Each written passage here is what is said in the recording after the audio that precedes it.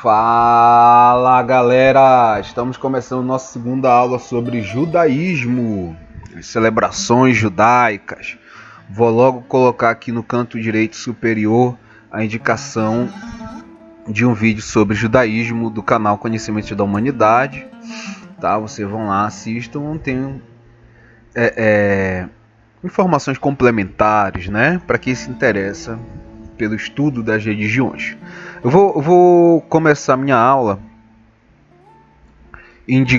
falando sobre alguns assuntos que ficaram abertos na aula passada. Tá? A gente terminou falando sobre... antes eu vou falar o seguinte, pessoal. Todo dia eu vou estar lançando uma videoaula. Fiquem atentos se é a sua. Né? Lancei agora estou lançando hoje, dia 4 de janeiro, uma sobre judaísmo.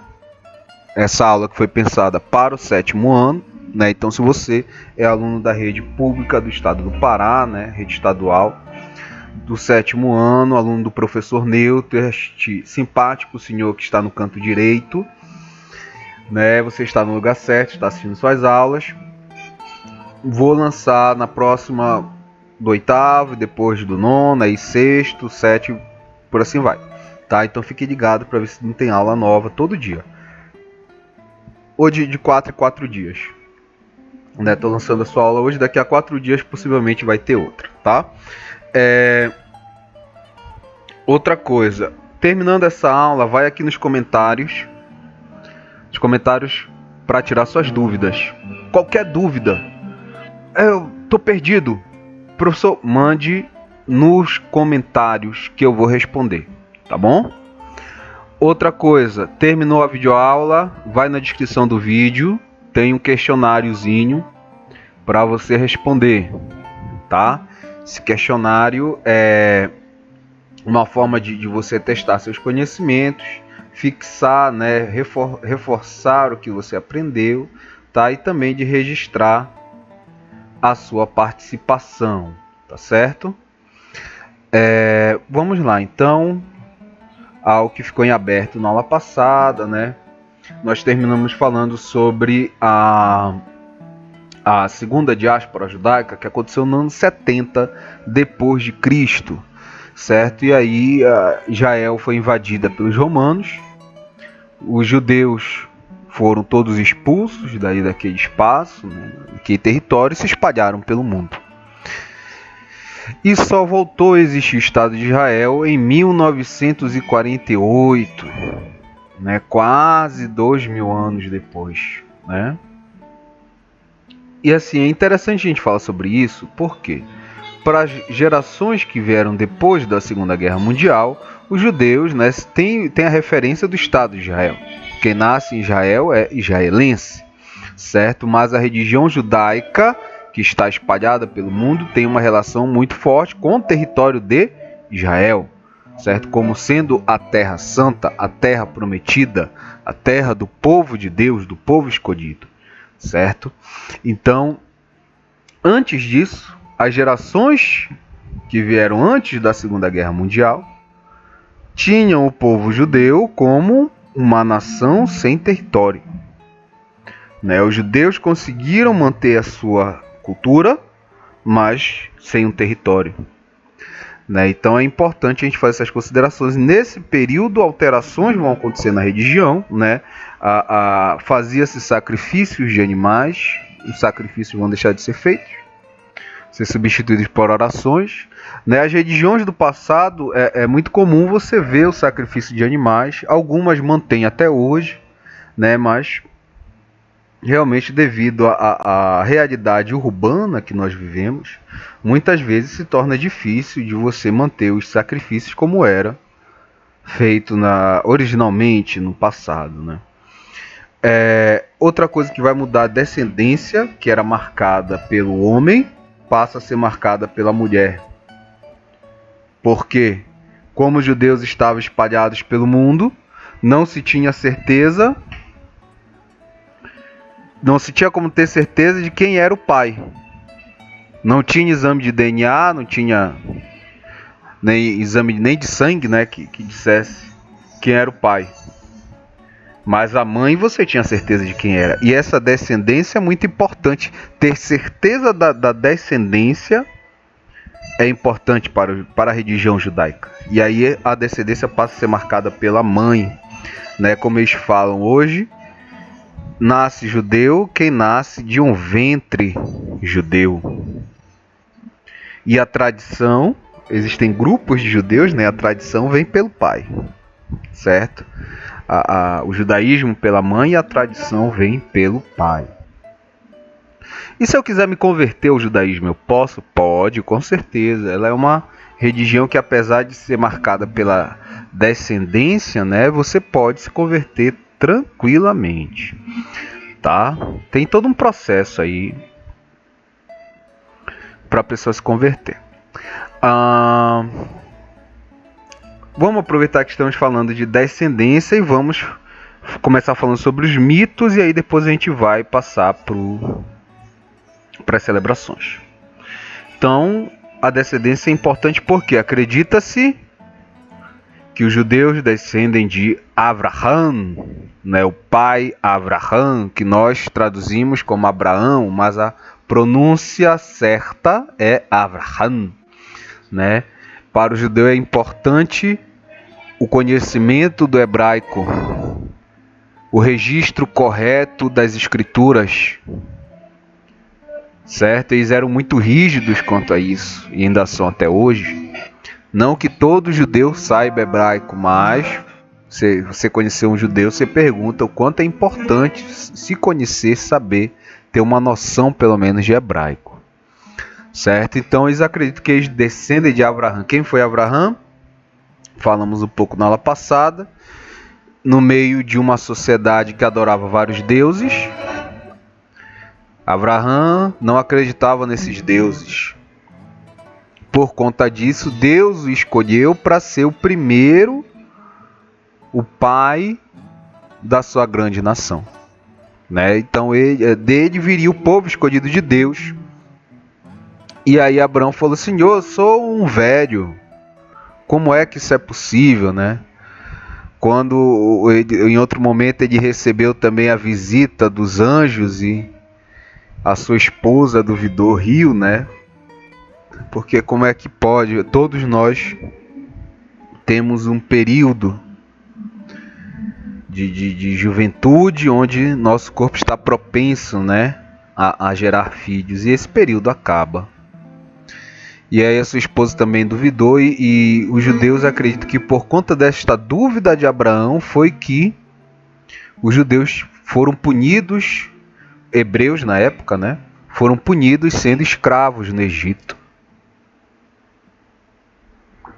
Olha só, essa questão da escravidão teria vindo porque o pai Avraham, né, assim como sua esposa, duvidaram da promessa de Deus. E aí segue-se uma história, né? Ele tem um filho que não é com a esposa dele, o filho prometido, né, para a grande nação teria sido com a esposa, ia ser com a esposa, e teve um outro que foi Ismael. Ismael, que os islâmicos, o Islã, né, outra religião que estamos estudando com o 8º ano, o Islã ele defende, né, que o Islã, os árabes descendem de Ismael, também descendem de Abraão, tá?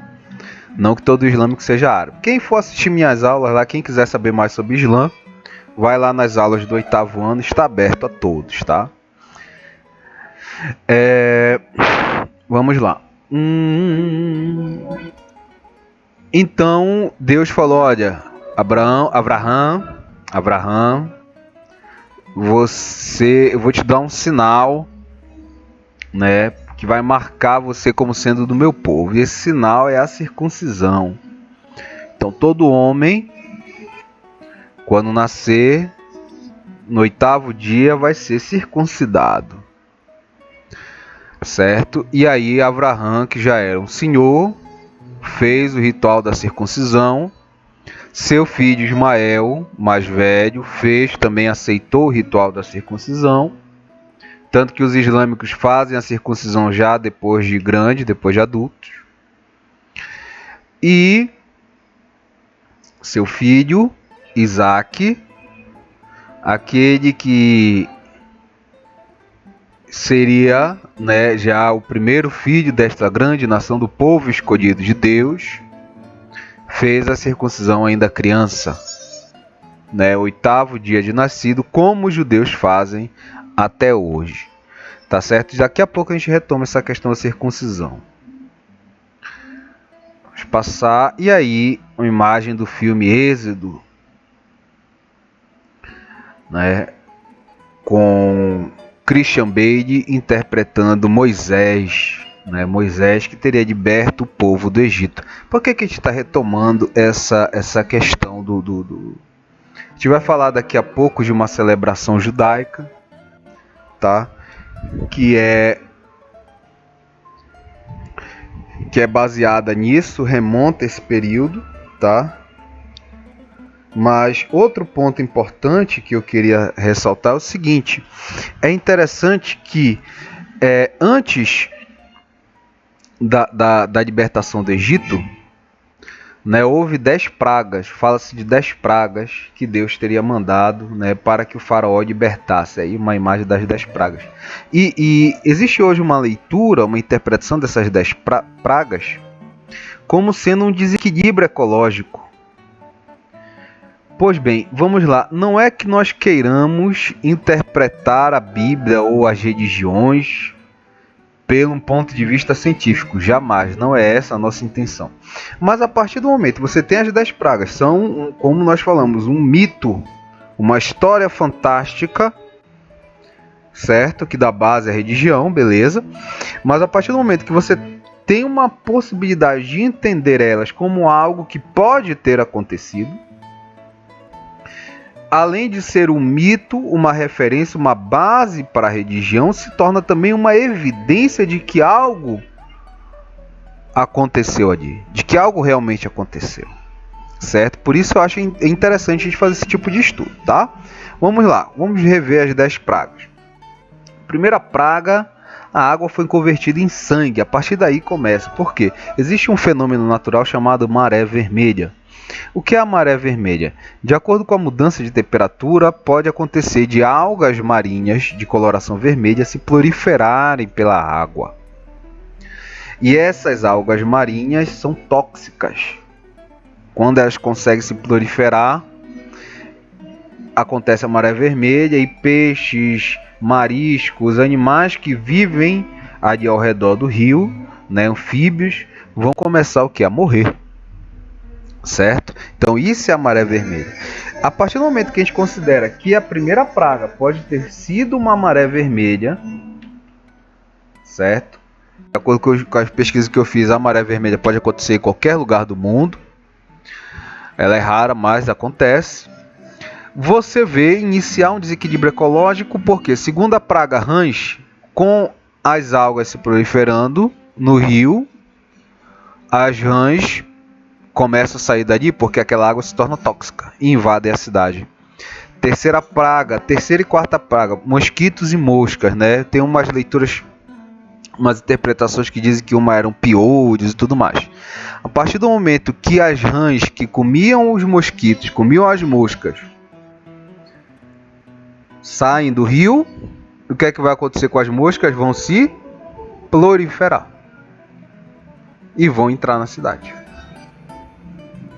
Terceira praga, peste dos animais, com a água tóxica.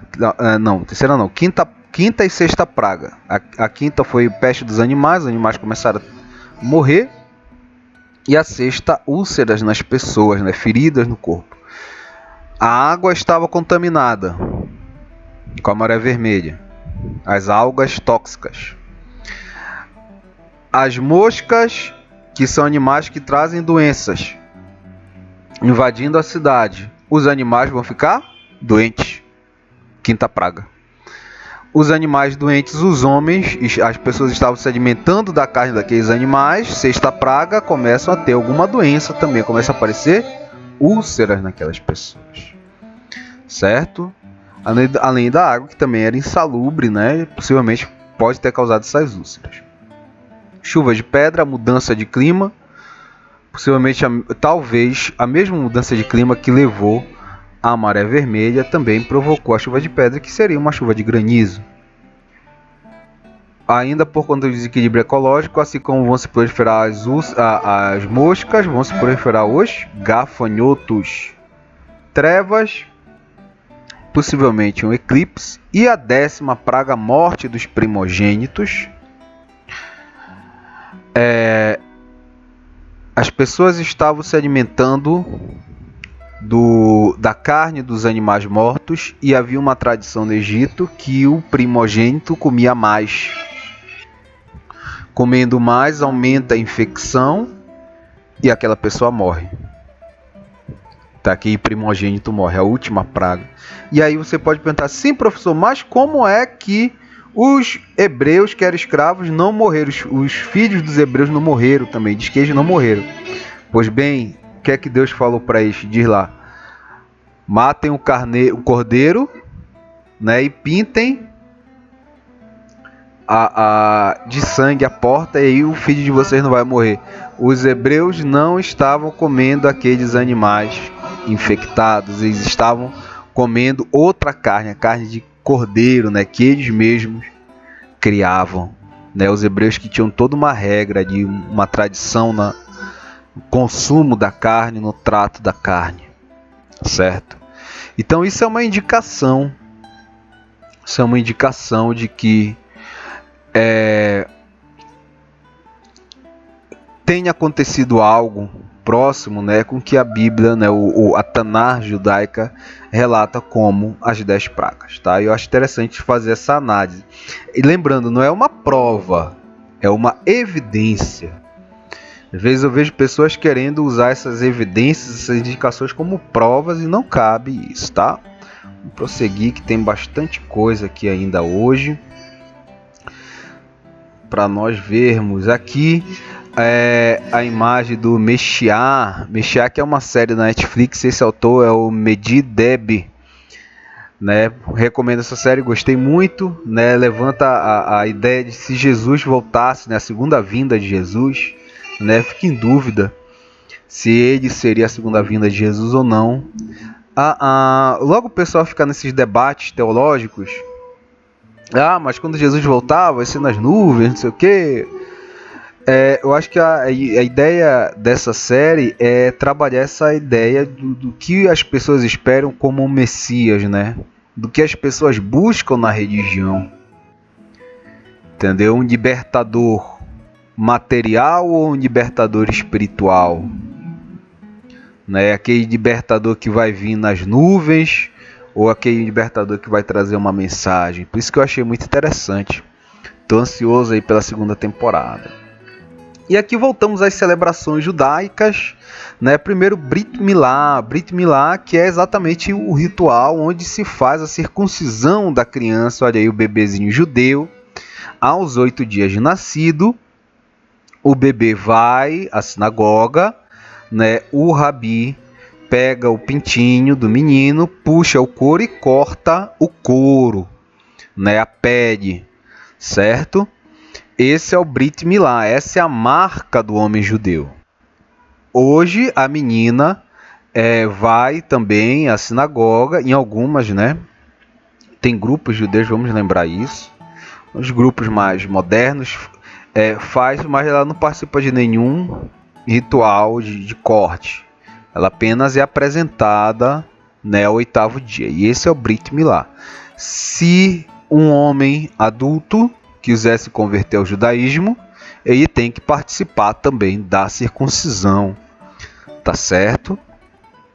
Tem que participar do Brit Milá. Assim como Abraham, né, recebeu essa marca já homem, já senhor, né? Vamos lá. Outra celebração, Bar Mitzvah. Bar Mitzvah acontece aos 13 anos. É quando um menino chega à idade adulta. É interessante a gente parar para refletir no seguinte: o judaísmo é uma religião antiga, certo? O judaísmo é uma religião antiga. E no passado a contagem de tempo era diferente. Na maioria das sociedades, o homem chegava à idade adulta nessa fase mesmo, né? 12, 13, que é quando o corpo começa a se desenvolver. Então, nessa idade, o homem o menino, o que nós consideramos hoje como menino, já passava a ter suas obrigações, tá? Passava a ter suas obrigações com a sociedade, já começava a ter sua profissão. Quando chegava já na idade, como o professor Neutro está hoje, né, 35 anos, você já era o quê? Você já era um ancião, tá? Você já era um ancião. Não se vivia muito além disso, certo? Não se vivia muito além disso. Se tinha essa expectativa que muitos têm hoje de viver até os 70, 80 anos, não, tá? Você por ali já era um ancião aos seus 30, 30 e pouco. Então o Bar Mitzvah é a chegada do menino à fase adulta, né? Claro que hoje não se espera que o menino de 13 anos tenha a responsabilidade de um adulto, mas ele começa a ter responsabilidades na sinagoga e até hoje é marcado esse dia e é muita festa, é muita comemoração no meio dos judeus. A menina é considerado que ela chega à fase adulta antes, que ela amadurece antes que o homem, né? Por isso ela participa do Bat Mitzvah aos 12 anos. E realmente, né, cientificamente, a maioria das mulheres amadurece primeiro, já que na puberdade o corpo começa a mandar muito hormônio para que o corpo possa menstruar, o corpo da mulher possa menstruar. Então, se você comparar um menino de 12 anos e uma menina de 12, possivelmente a menina é bem mais alta do que ele. E por crescer mais rápido, de forma acelerada, a mulher cresce até os 18, 19 anos, ela para de crescer, né? Para de se desenvolver os músculos também. Por crescer de forma mais lenta e gradual, o homem vai crescendo e desenvolvendo seus músculos até os 21 anos. Por isso que você compara a altura de uma menina de 12 e um menino de 12, muitas vezes aquela menina vai ser mais alta, mais desenvolvida. Mas você pega o mesmo menino e a mesma menina com 21, você vai ver que aquele menino está mais alto, né, está mais forte, né? Essa é a média. No Bar Mitzvah, o menino participa de rituais, aprende, faz uma leitura de um trecho da Taná, da Torá, que é a lei judaica. E nas comunidades judaicas tradicionais não, mas em algumas mais abertas, mais modernas, a mulher também faz a leitura no seu Bat Mitzvah. Tá bom? Vamos lá. Deixa eu prosseguir. Eu ia falar sobre esses aparatos, essas roupas, o significado delas, mas eu vi que já tinha muita coisa para trabalhar nessa aula, fica para a próxima aula. Comemoração do Peshá, né? Antes de falar das celebrações, eu acho interessante colocar algumas coisas. Existe um dia sagrado para os judeus, né, que está nos 10 mandamentos, que é o sábado, né, como eles chamam, Shabá, que é o dia sagrado, é o dia santo, é o dia que Deus falou, olha, nesse dia vocês não vão fazer nada para vocês, né? Esse é o meu dia, né? Então ninguém trabalha nesse dia, ninguém faz serviço, esse dia é sagrado, esse dia é para Deus, certo? Então todo Shabá, os judeus têm uma série de compromissos, uma série de atitudes que eles devem tomar. E o Shabá, ele é marcado como era marcado o período antigamente. A partir do pôr do sol, o dia começava. Hoje o nosso dia começa a partir da meia-noite. Mas para os judeus, começava com o pôr do sol. Então o Shabá começa no pôr do sol da sexta-feira, vai até o pôr do sol do sábado. Certo? E as celebrações judaicas também seguem esse período. Vai começar o Peshá, no pôr do sol de um dia até o pôr do sol do outro, né? Na verdade, o Peshá são 8 dias. O Peshá comemora-se a libertação do Egito, né? Quando os judeus foram libertos do Egito, tem todo um significado mais profundo, certo? O judaísmo, ele é uma religião muito complexa, Poderíamos passar anos estudando o judaísmo, certo? Ainda teríamos mais coisa para estudar. Claro, todas as religiões têm sua complexidade. A questão é que o judaísmo tem muitos textos registrando esses conhecimentos, essas leituras, essas interpretações, essas histórias, certo? Então, o judaísmo tem disso. Muita coisa para se estudar. Quem quer ser judeu, quem quer se aprofundar no judaísmo, se prepare que tem material, viu? Então, Peshá em 2020 foi comemorado entre 8 a 16 de outubro. São 8 dias, né? 8 dias de comemoração. Hanukkah. O Hanukkah foi comemorado de 28 de novembro a 6 de dezembro. O Hanukkah são... Cadê? Tá aqui, eu anotei. Tá. O Hanukkah ele relembra o período em que os gregos queriam acabar com a doutrina, a religião judaica, as tradições judaicas, né? E houve todo um período de guerra, de conflito entre judeus e gregos, tá? Que queriam impor sua cultura helenista. E aí houve uma situação onde eles foram até a sinagoga, até o templo, e não havia azeite puro para se acender as velas, né? Para se acender a chama. As velas não tinha vela, mas se acender a chama do templo. E aí eles encontraram um potinho com um pouco de azeite puro, que tinha o carimbo ali o selo do sumo sacerdote, que atestava que aquele azeite estava apto para acender a vela sagrada. E eles acenderam com aquele pouquinho e aconteceu um milagre, que aquele pouquinho de óleo, aquele pouquinho de azeite durou por 8 dias.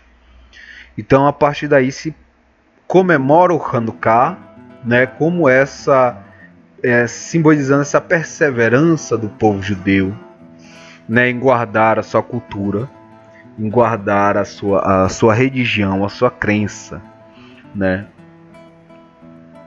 Vamos lá, o Yom Kippur, o dia da expiação, o dia do perdão.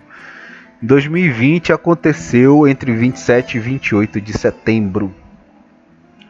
Rememora o dia que Deus perdoou o povo porque Moisés tinha subido o monte e aí estava demorando muito, e o povo judeu, o povo hebreu falou: olha, e está demorando muito, acho que aí morreu, a gente está desamparado, vamos fazer um bezerro de ouro e vamos adorar o bezerro de ouro, que era uma divindade egípcia. E aí Moisés voltou e ficou aborrecido, tinha pego as tábuas dos 10 mandamentos, jogou os 10 mandamentos em cima do bezerro, mandou matar uma galera que tinha tido a ideia. Mas aí Deus depois veio e falou: olha, eu perdoo o povo. Então ficou marcado Yom Kippur, o dia do perdão. Isso é um dia muito importante para os judeus, né? Porque é um dia de se pedir perdão. Tem todo um preparo. Você faz um jejum de 25 horas. Você não usa sapatos de couro. Você toma banho não por prazer, mas por necessidade. Como assim, por prazer? Não tem quando tá aquele calor, você vai, se joga aquela água, chega de via. Pois é. Ou então você já tá meio suado e fica aquela agonia. Eu fico um pouco suado a mais, já quero chegar em casa e tomar um banho para tirar aquele grude, como a gente fala aqui, né? Mas não, você não toma esse banho por prazer, você toma por necessidade. Tome um banho de manhã, já se lavou, uma questão de higiene, pronto, né? Você não passa óleo no seu corpo, óleo, creme. As mulheres têm esse cuidado a mais, né? Homem nem sempre, né? Bem como as mulheres têm esse cuidado de se passar creme, se passar óleo, você não passa, nesse período do Yom Kippur, porque você... o judeu também não mantém relações sexuais, tá?